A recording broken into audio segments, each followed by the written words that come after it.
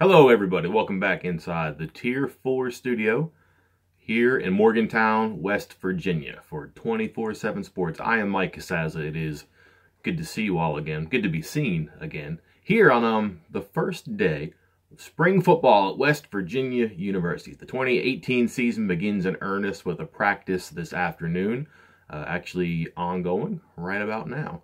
2:45 p.m. the team started. First of 15 practices. The first 14, of course, are the preamble to the spring game, the Gold Blue game in your vernacular. That is April 7th. Between then and now, learn quite a bit about a team that, truth be told, we think we know a whole lot about right now, but don't tell anybody that because then they won't let us in at all to ask any questions or see any practice or learn anything, and more importantly, share it with you. That would not be fun in spring football. It's supposed to be fun. It's supposed to be experimental discoveries, the finding and sharing of stories about people and plans that'll hold you through the off season. On the website this week, did 4 individual previews that I think, in broad strokes covered what to expect in the spring. We went over some position battles, some newcomers, some people who have to be better in their second season than they were in their first, and then a brief to-do list. And I would call it maybe the fine print on the to-do list. I think some of the tasks for the Mountaineers in the spring are pretty clearly defined, but there are nevertheless some important things that are kind of off the radar a little bit. That'll happen, out of sight on the side that are still important. We covered all that on the website. You can go check it out. Gotta have VIP access, so let me get the plug in there. But also, I wanted to leave it to you. What can be our 5th part? I only know so much about the team, and more importantly, I only know so much about what you are curious about. So I asked, what questions do you have that were unanswered during my preview? And I got quite a good response. So what I've done is I've cherry-picked a handful of them that I can answer, in some depth with some detail, but hopefully with an understanding that more depth and more detail will come in the next few weeks. 6 practices, spring break, 9 practices after that. That's how we get to 15. So 6 weeks of this beginning today. We will come back here and meet in this little office space a couple times between now and April 7. We'll talk about what's happened. I can ask more questions about you, what you want to know, what you want to find out, and then I can give you the answers to those questions. But let's begin right now looking at some of the information that you all need as we get started here. First question is a good one, I believe. That's why I picked it. Coaching. Is the offense going to be balanced? So far, Jake Spavital's coaching skills appear to be find a quarterback that can make miracles happen. Well, that's not a bad thing for a coach to be able to do.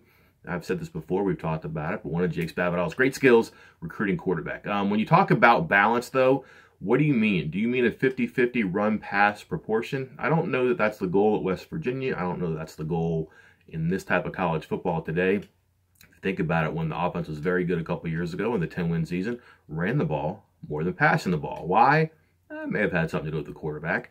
Last year, passed it more than ran it. Why? Probably had something to do with the quarterback.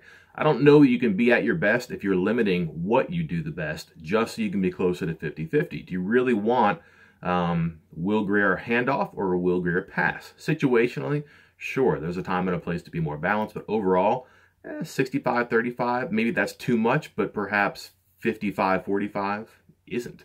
Those are the things you have to worry about when you talk about balance. I think the better definition of balance is the amount of touches. So, and even then, that's kind of more unevenly defined as how many people are getting touches. Can you incorporate 6 receivers? Can you get 3 running backs touches? Can you get the second and the third running back about as many touches? Can you get the 5th and 6th receiver about as many touches? Getting contributions from a number of people and getting a number of people more than just scant touches, I think that's a better idea for balance. Another question. We spent a good bit of the spring discussing McCoy's role as a versatile receiver running back, how we could see him play both roles, which would help the offense. I see the same tune now starting with the tight ends. Do we think we'll actually see a change this year to the way we run the offense, or are we destined to line up 4 wide, have Grier buy time, and then chuck it deep all season? I like this one because this is kind of what happens in the spring. We hear a coach say something, we follow up with the question, and all of a sudden it becomes a thing with a capital T. I understand the worry because everybody had talked about, wow, Kenny McCoy can be the slash, a hybrid player. If you're worried about perhaps too many branches off of the tree on offense, versatile players at running back, versatile players at receiver and tight end, and all these different possibilities and plans because of the preseason conversation, slow down a little bit, because Kennedy McCoy is your poster child for this conversation. His role has been frankly overextended and overstated for quite some time. He's not done hardly anything as a pass catcher, whether out of the backfield or as receiver. It's great to talk about those things. We haven't really witnessed it. So if you're worried about, for example, Giovanni Haskins being asked to do too many things and not becoming good at one, look at McCoy. He's been a good running back. He's just been an option at times at receiver, hardly ever targeted, hasn't caught many. The offense hasn't been derailed because of an effort to incorporate him. I don't think you can really expect the same at tight end because it hasn't happened anywhere else. I do think that Haskins is going to matter in the spring, and I wouldn't be worried if you see him do so many things. Again, experiment, figure out what he can do, what the offense can do with him, and then watch it become more refined and more focused once we get to the preseason camp. Is Woodrow Lowe 100% baseball in the spring, or does he have opportunities to practice with the football team? Woodrow Lowe, of course, is the only quarterback recruit in this class for West Virginia. He enrolled in January and promptly joined the baseball team. I asked today, Lowe is still on the baseball team. So what do we think about that? Let's be honest. If Lowe had a chance to matter this season on the football field, he would not be spitting sunflower seeds right now. If Lowe was wanted or needed at practice, he would not be playing baseball. If football is what he is brought here to do, that would take priority over everything. I would think he does not immediately factor in the plans. So even if he does some football and some baseball, if there's a split, if there's an execution of a plan that Randy Mazey and Dana Holgorsen put together, that's fine. I don't think it's going to be done to a detriment for him this season as a football player. Are we finally going to have a kicker who can consistently kick it into the end zone? Will we find out our kicker this spring? I wouldn't be surprised if the kicker is Evan Staley right now, and then he holds that for a long time. Honestly, why would you bring in a guy like Skylar Simcox, who is the transfer from Western Kentucky, if you're going to have a winner picked right now? Have him go through the offseason, which means the winter, and then the spring, and then the summer, and then get into camp. Keep that competition going. I don't think you're going to have a day one guy named right now. Probably just fine to think of Evan Staley as the incumbent and everybody else as challengers. Quite likely it comes down to Simcox and Staley at the end of the year. So that's the answer to your second question. Do we have our kicker in the spring? I don't know. You may have a good idea about it, but I would let that competition go for as long as you can. No reason to lose somebody to a transfer when you really don't know what the future holds at that position. West Virginia found out last season you need two kickers sometimes. Can you get somebody who can put it in the end zone? Don't know. That was not Evan Staley's forte. He was good at it last year, and he was able to hold people off, but didn't do it every time. He beat out Luke Hogan, transfer from Houston, who was eligible last year and didn't get into the games. So you think Staley might be able to do that. What do we know about Simcox as a kickoff guy? Absolutely nothing. He was the primary kicker at Western Kentucky a couple years ago, did a pretty good job. He attempted as many kickoffs as you and me combined. 0. So if you actually kicked off last year, then you're exempt from this conversation because you ruined my argument there. What, in your opinion, do you think needs to be emphasized going forward with our offense and defense in order to be better? Let's bypass the obvious. Yeah, the defense, for example, has to find some starters and spots. And while I think that what happens at safety is going to be very interesting, I think everybody knows that. So let's skip the obvious, get to some more granular stuff. I think being better on third down could help. West Virginia was still a top 25 defense on third down last year, but gave up way too many touchdowns on third down. I would also think that number 24, number 25 in the country in third down, that's not what Tony Gibson wants. He'd much rather have a higher ranking in third down defense just because that's what he's been able to do for so many years. Red zone defense, got to be better. Right around the bottom of the top 80 in both score percentage and touchdown percentage. That's not going to cut it. That has to be at least halfway better this coming season. And I think pressuring the quarterback, that seems obvious. 24 sacks in a 13-game season, that's not very scary.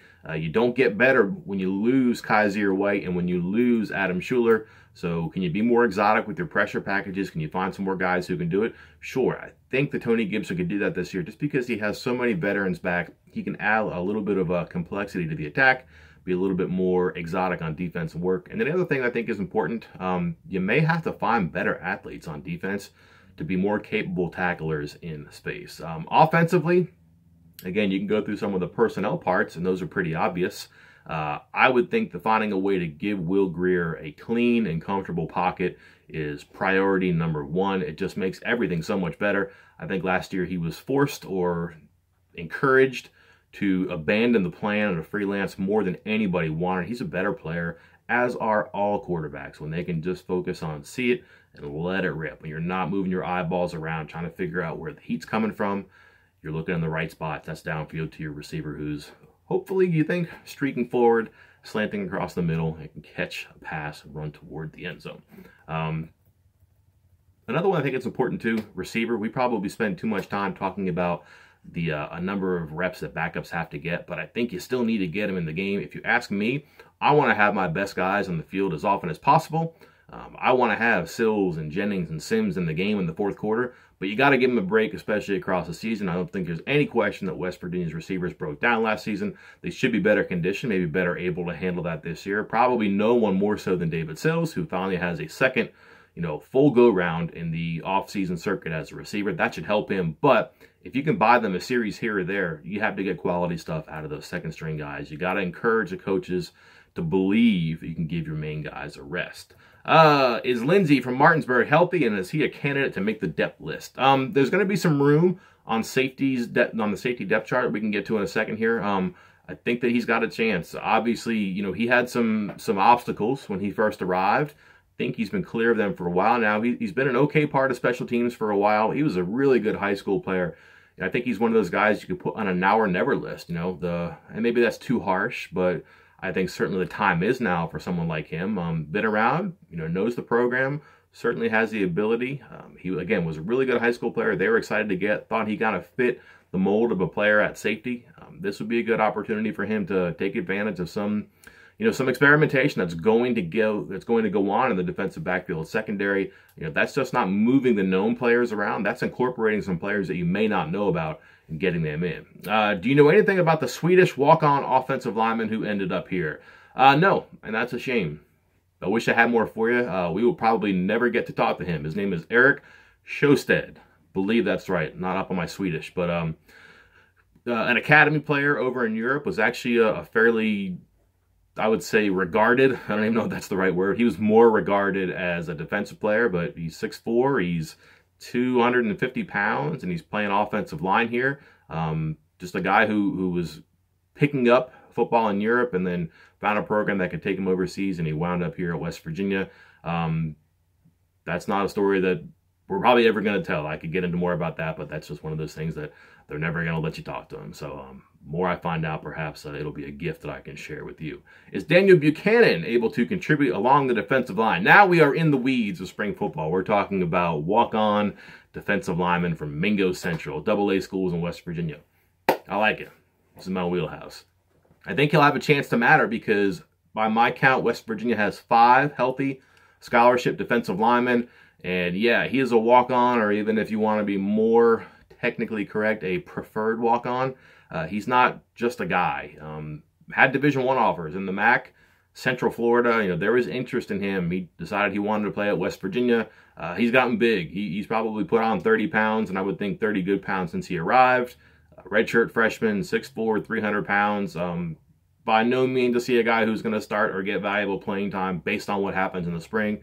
I think it could be a good starting point for him to launch himself toward something bigger eventually, something better for him. But again, just sheer numbers, if you're playing a 3-man front and you only have 5 people, you're going to need somebody from outside the scholarship roster, and he would be one of those people, I would imagine. Did I see that Derek Pitts is moving to cornerback? If so, can he make an impact? Yeah, you did. Out of the blue today. I don't want to get me started on this one. Pitts, again, they have a number of safeties, and they look to bodies who can move. They already moved Exery Lowe to outside linebacker during the bowl prep, and now it looks like Derek Pitts will get a chance to play corner.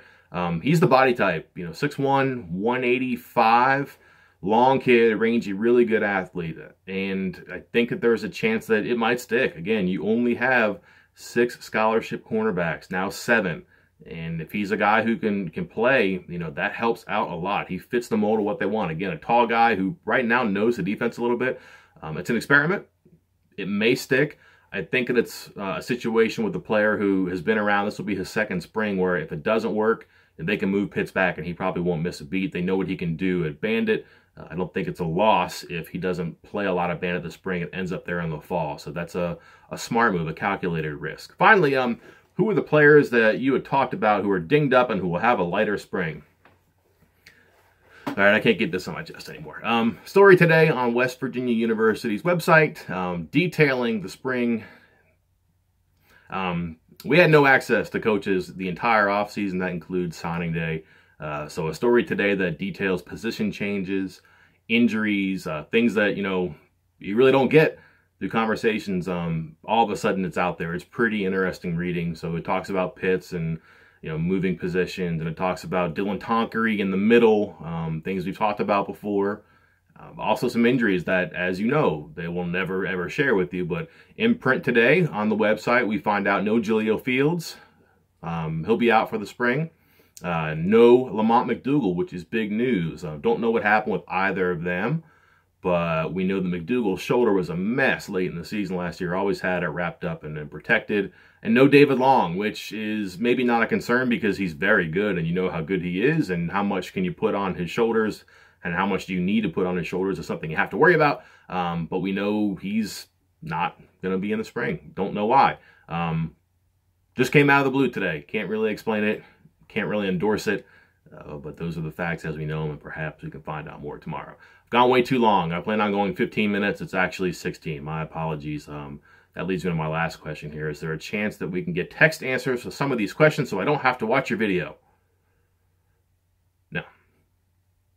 That's it for this time. I will see you next time. For 24/7 Sports, I am Mike Casazza.